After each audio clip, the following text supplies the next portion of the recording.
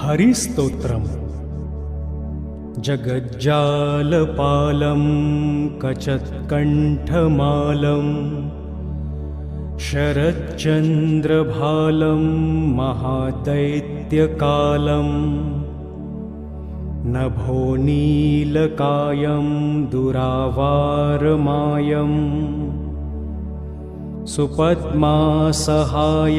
भजेऽहं भजेऽहम्।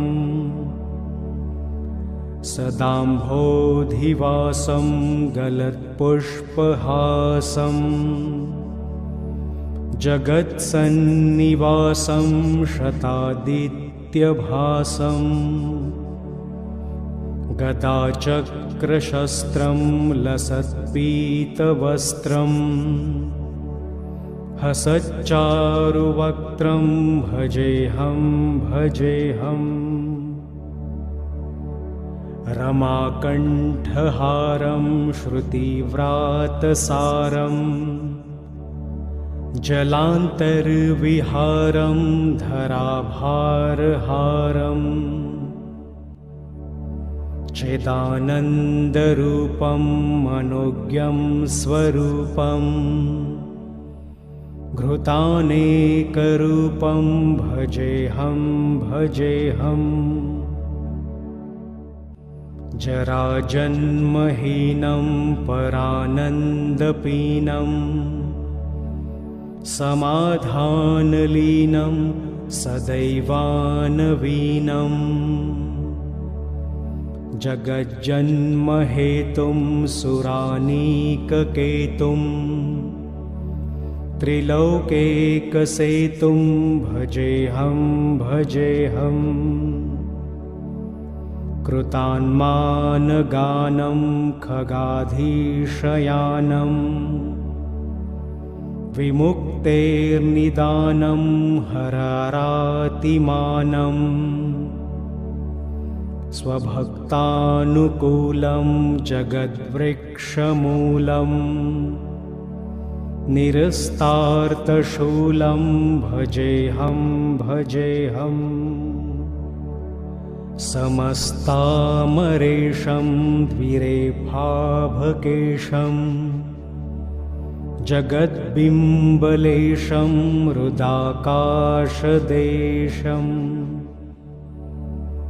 सदा दिव्यदेहं विमुक्ताखिलेहं सुवैकुण्ठगेहं भजेऽहं भजेऽहम्।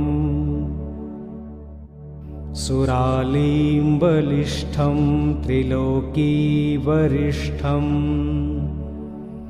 गुरूणां गरिष्ठं स्वरूपैकनिष्ठं सदा युद्धधीरं महावीरवीरं महाम्भोधितीरं भजेऽहं भजेऽहम्। रमावामभागं तलानग्रनागं कृताधीनयागं गतारागरागं मुनैन्द्रैः सुमितं सुरैः सम्परीतं गुणौधैर्गीतं भजेऽहं भजेऽहम्। फलश्रुति इदं यस्तु नित्यं समाधाय चित्तं पठेदष्टकं कण्ठहारं मुरारे स विष्णोर्विशोकं ध्रुवं याति लोकं जराजन्मशोकं पुनर्विन्दतेनो। इति श्रीमत्परमहंसस्वामिब्रह्मानन्दविरचितं श्रीहरिस्तोत्रं सम्पूर्णम्। हरिस्तोत्रम्। जगज्जालपालं कचत्कण्ठमालं शरच्चन्द्रभालं महादैत्यकालं नभोनीलकायं दुरावारमायं सुपद्मासहायं भजेऽहं भजेऽहम् सदाम्भोधिवासं गलत्पुष्पहासं जगत्सन्निवासं शतादित्यभासं गदाचक्रशस्त्रं लसत्पीतवस्त्रं हसच्चारुवक्त्रं भजेऽहं भजेऽहम् रमाकण्ठहारं श्रुतिव्रातसारं जलान्तर्विहारं धराभारहारम् चिदानन्दरूपं मनोज्ञं स्वरूपं घृतानेकरूपं भजेऽहं भजेऽहम् जराजन्महीनं परानन्दपीनं समाधानलीनं सदैवानवीनं जगज्जन्महेतुं सुरानीककेतुं त्रिलोकैकसेतुं भजेऽहं भजेऽहम् कृतान्मानगानं खगाधीशयानं विमुक्तेर्निदानं हरारातिमानं स्वभक्तानुकूलं जगद्वृक्षमूलं निरस्तार्तशूलं भजेऽहं भजेऽहम् समस्तामरेशं द्विरेफाभकेशं जगद्बिम्बलेशं हृदाकाशदेशं सदा दिव्यदेहं विमुक्ताखिलेहं सुवैकुण्ठगेहं भजेऽहं भजेऽहम् सुरालीम्बलिष्ठं त्रिलोकीवरिष्ठं गुरूणां गरिष्ठं स्वरूपैकनिष्ठं सदा युद्धधीरं महावीरवीरं महाम्भोधितीरं भजेऽहं भजेऽहम् रमावामभागं तलानग्रनागं कृताधीनयागं गतारागरागं मुनैन्द्रैः सुमितं सुरैः सम्परीतं गुणौधैर्गीतं भजेऽहं भजेऽहम् फलश्रुति इदं यस्तु नित्यं समाधाय चित्तं पठेदष्टकं कण्ठहारं मुरारे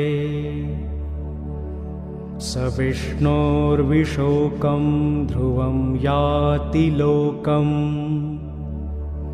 जराजन्मशोकं पुनर्विन्दते नो इति श्रीमद्परमहंसस्वामिब्रह्मानन्दविरचितं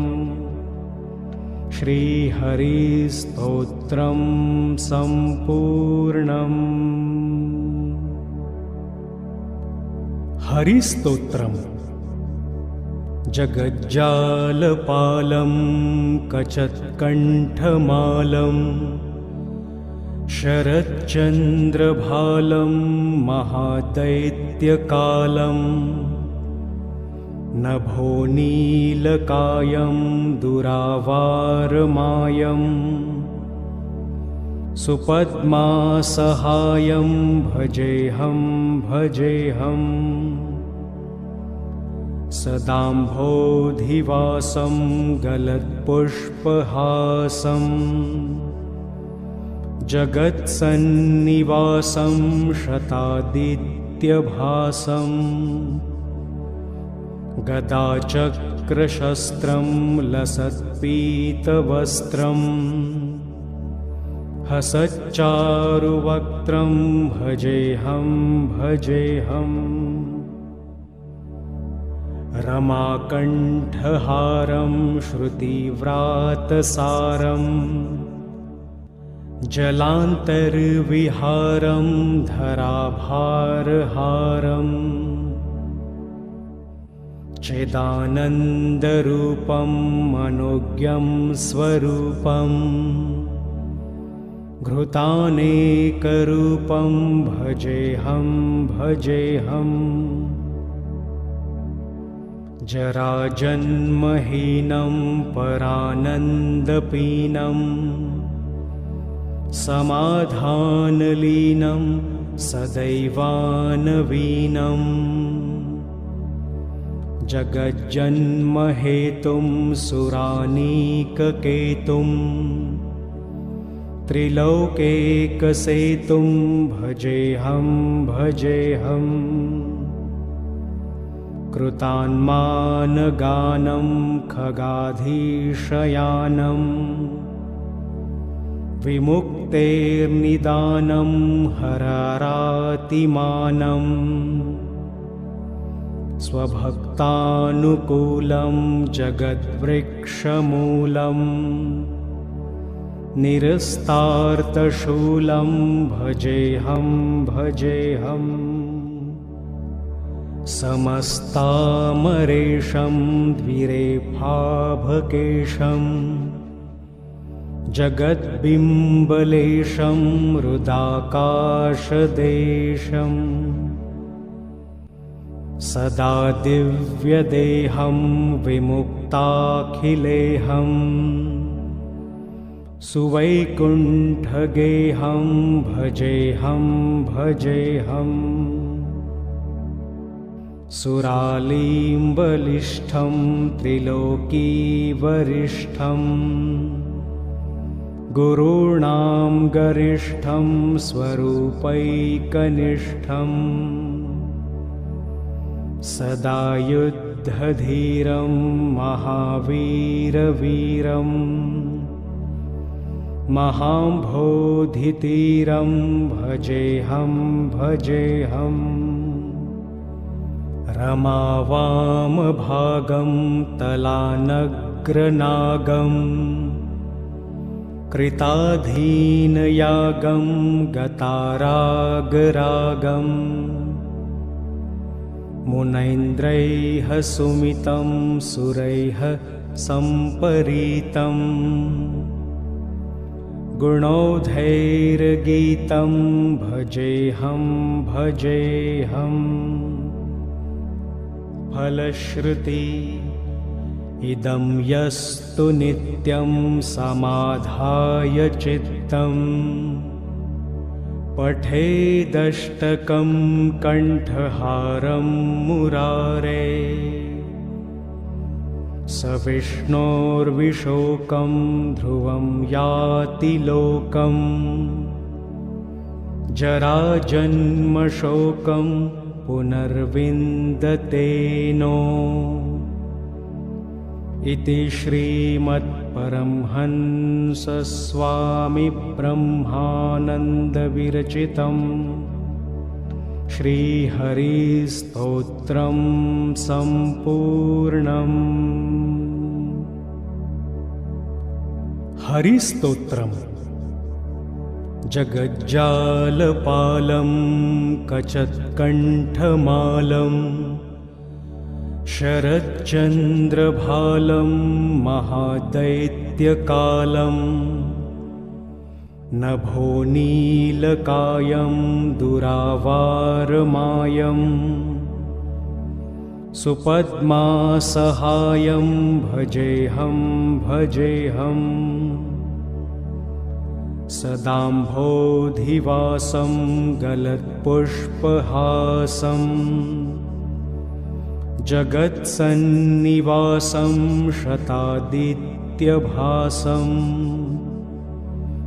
गदाचक्रशस्त्रं लसत्पीतवस्त्रं हसच्चारुवक्त्रं भजेऽहं भजेऽहम् रमाकण्ठहारं श्रुतिव्रातसारं जलान्तर्विहारं धराभारहारं चिदानन्दरूपं मनोज्ञं स्वरूपं घृतानेकरूपं भजेऽहं भजेऽहम् जराजन्महीनं परानन्दपीनं समाधानलीनं सदैवानवीनं जगज्जन्महेतुं सुरानीककेतुं त्रिलोकैकसेतुं भजेऽहं भजेऽहम् कृतान्मानगानं खगाधीशयानं विमुक्तेर्निदानं हरारातिमानं स्वभक्तानुकूलं जगद्वृक्षमूलं निरस्तार्तशूलं भजेऽहं भजेऽहम् समस्तामरेशं द्विरेफाभकेशं जगद्बिम्बलेशं हृदाकाशदेशं सदा दिव्यदेहं विमुक्ताखिलेहं सुवैकुण्ठगेहं भजेऽहं भजेऽहम् सुरालीम्बलिष्ठं त्रिलोकीवरिष्ठं गुरूणां गरिष्ठं स्वरूपैकनिष्ठं सदा युद्धधीरं महावीरवीरं महाम्भोधितीरं भजेऽहं भजेऽहम् रमावामभागं तलानग्रनागं कृताधीनयागं गतारागरागं मुनैन्द्रैः सुमितं सुरैः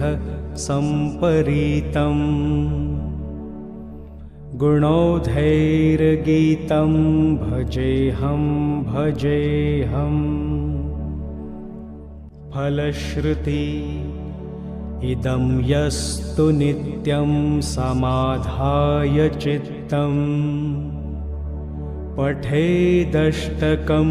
कण्ठहारं मुरारे स विष्णोर्विशोकं ध्रुवं याति लोकं जराजन्मशोकं पुनर्विन्दतेनो इति श्रीमत्परमहंसस्वामिब्रह्मानन्दविरचितं श्रीहरिस्तोत्रं सम्पूर्णम्। हरिस्तोत्रम् जगज्जालपालं कचत्कण्ठमालं शरच्चन्द्रभालं महादैत्यकालं नभो नीलकायं दुरावारमायं सुपद्मासहायं भजेऽहं भजेऽहं सदाम्भोधिवासं गलत्पुष्पहासं जगत्सन्निवासं शतादित्यभासं गदाचक्रशस्त्रं लसत्पीतवस्त्रं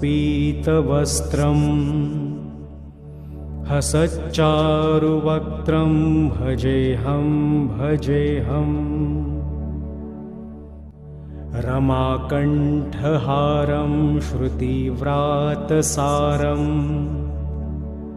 जलान्तर्विहारं धराभारहारं चिदानन्दरूपं मनोज्ञं स्वरूपं घृतानेकरूपं भजेऽहं भजेऽहम् जराजन्महीनं परानन्दपीनं समाधानलीनं सदैवानवीनं जगज्जन्महेतुं सुरानीककेतुं त्रिलोकैकसेतुं भजेऽहं भजेऽहम् कृतान्मानगानं खगाधीशयानं विमुक्तेर्निदानं हरारातिमानं स्वभक्तानुकूलं जगद्वृक्षमूलं निरस्तार्तशूलं भजेऽहं भजेऽहम् समस्तामरेशं द्विरेफाभकेशं जगद्बिम्बलेशं हृदाकाशदेशं सदा दिव्यदेहं विमुक्ताखिलेहं सुवैकुण्ठगेहं भजेऽहं भजेऽहम् सुरालीम्बलिष्ठं त्रिलोकीवरिष्ठं गुरूणां गरिष्ठं स्वरूपैकनिष्ठं सदा युद्धधीरं महावीरवीरं महाम्भोधितीरं भजेऽहं भजेऽहम् रमावामभागं तलानग्रनागं कृताधीनयागं गतारागरागं मुनैन्द्रैः सुमितं सुरैः सम्परीतं गुणौधैर्गीतं भजेऽहं भजेऽहम् फलश्रुति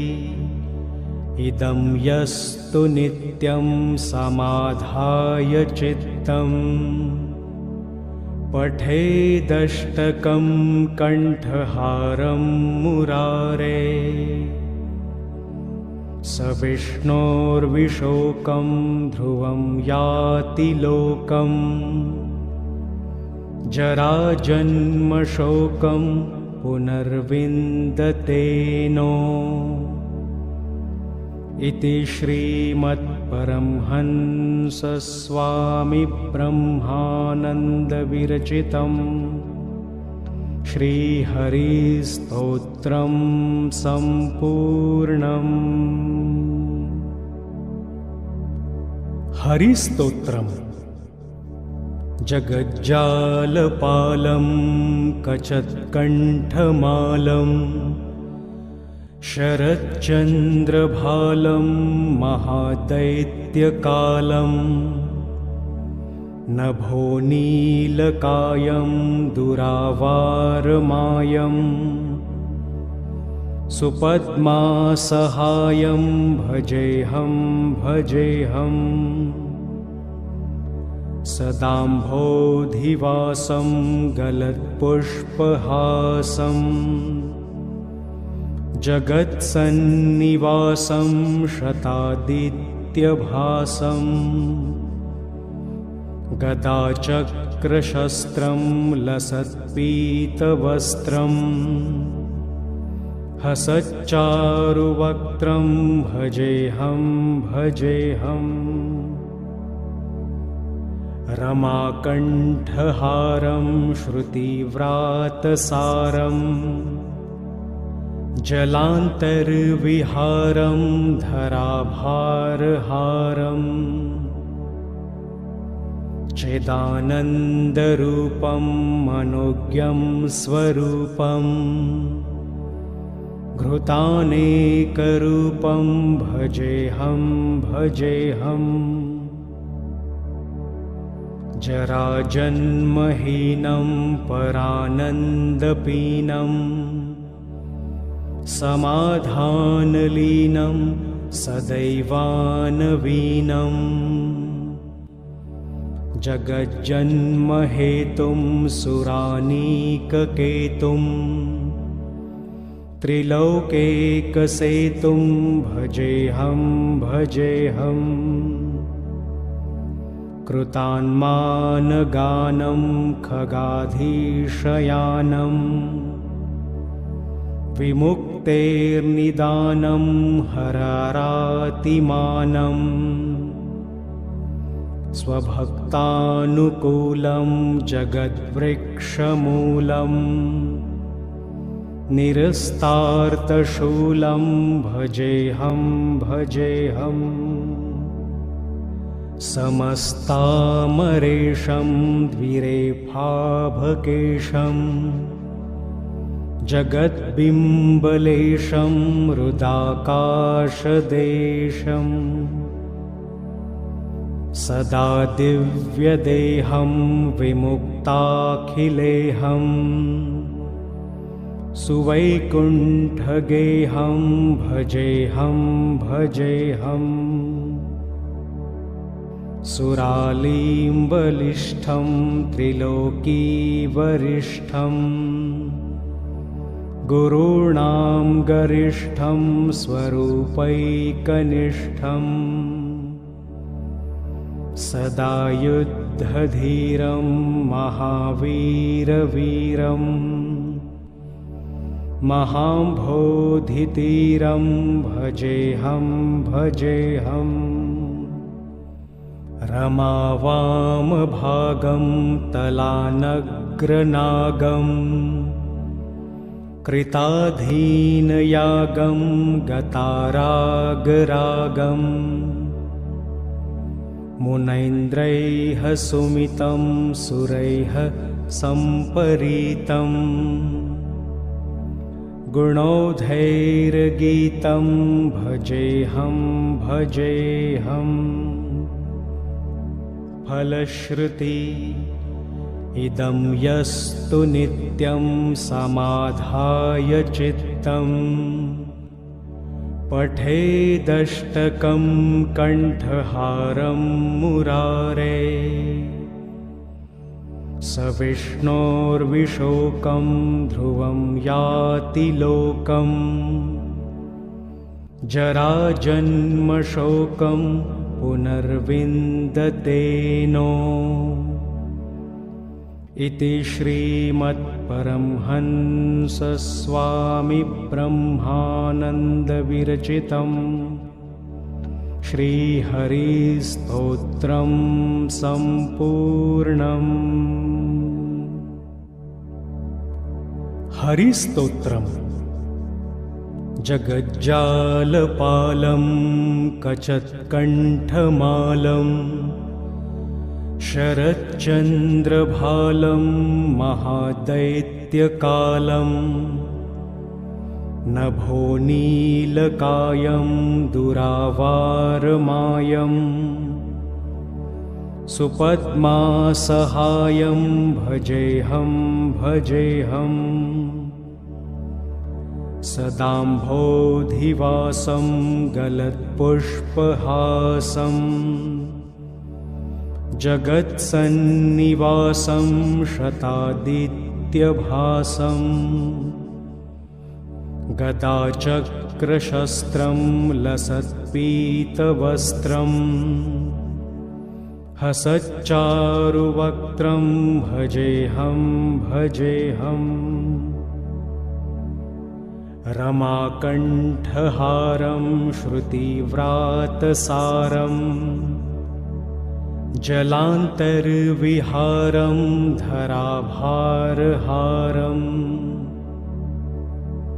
चिदानन्दरूपं मनोज्ञं स्वरूपम् घृतानेकरूपं भजेऽहं भजेऽहम्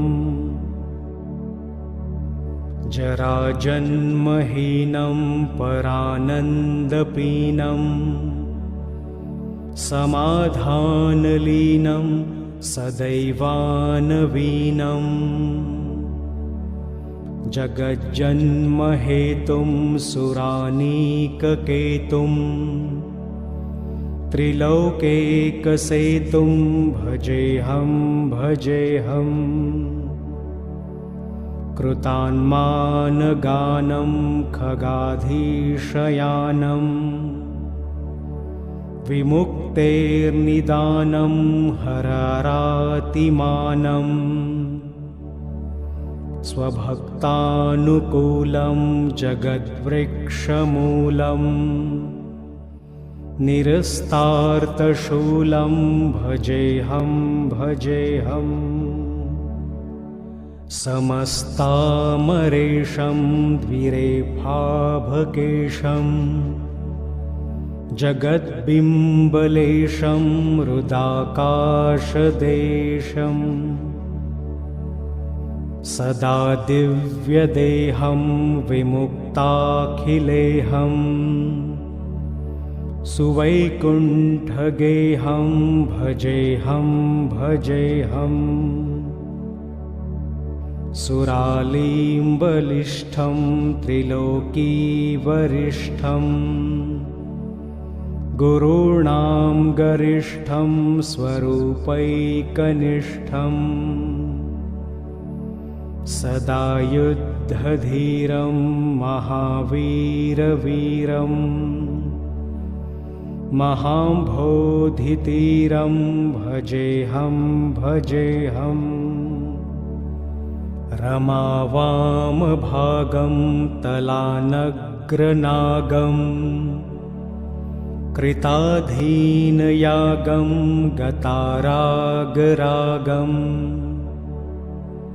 मुनैन्द्रैः सुमितं सुरैः सम्परीतम् गुणौधैर्गीतं भजेऽहं भजेऽहम् फलश्रुति इदं यस्तु नित्यं समाधाय चित्तं पठेदष्टकं कण्ठहारं मुरारे स विष्णोर्विशोकं ध्रुवं याति लोकं जराजन्मशोकं पुनर्विन्दतेनो इति श्रीमत्परमहंसस्वामिब्रह्मानन्दविरचितं श्रीहरिस्तोत्रं सम्पूर्णम्।